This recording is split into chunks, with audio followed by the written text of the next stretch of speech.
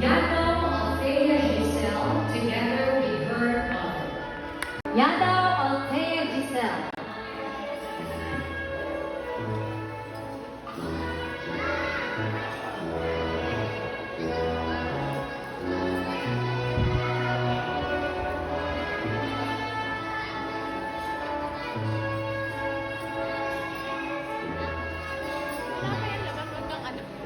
Yada.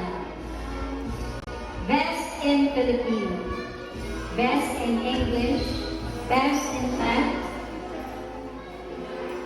academic excellence awardee, model student, with honors, loyalty awardee,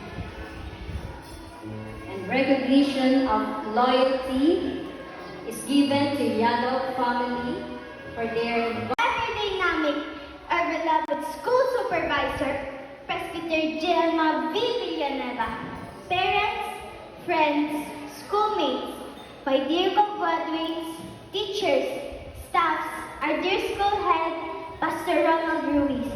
Ladies and gentlemen, a very pleasant morning. First of all, I want to thank all of you, especially our teachers, for guiding me and the other pupils. Thank you so much. Now I could simply say that we are empowered to pursue our dreams and foster resilience in the face of adversity. For I believe that we are now equipped of all the things we need based from the experiences and trainings we had undergone from our alma mater. Thank you so much. To our parents who are always beside us since our first day in school, we share with you our first taste of victory. There will be more years of struggles, but we are confident that we will triumph because we have parents like you.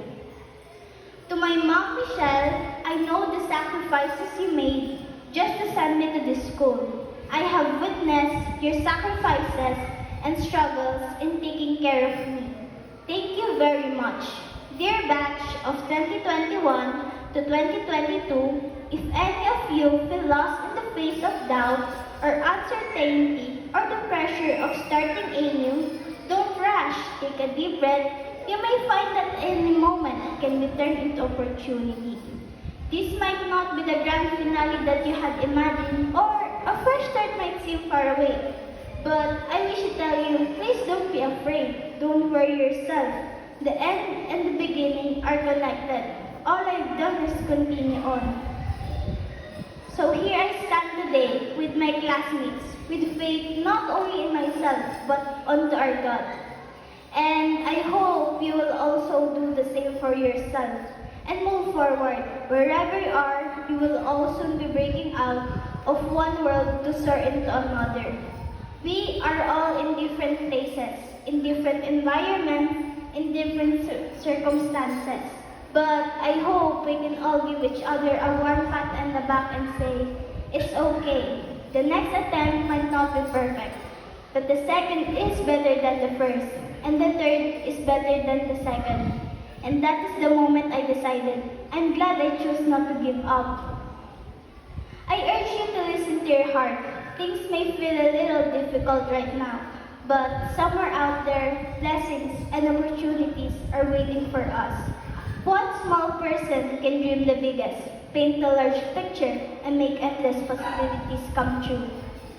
Take it one step at a time. Take your hands off of what you can control and get your hands on what you can change.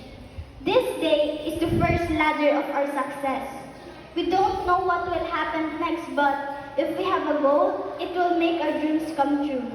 And to pursue our dreams, let us always remember what the Word of God says in Joshua chapter 1 verse 9.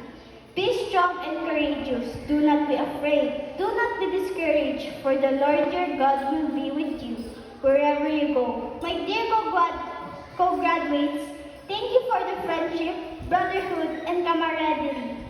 Congratulations!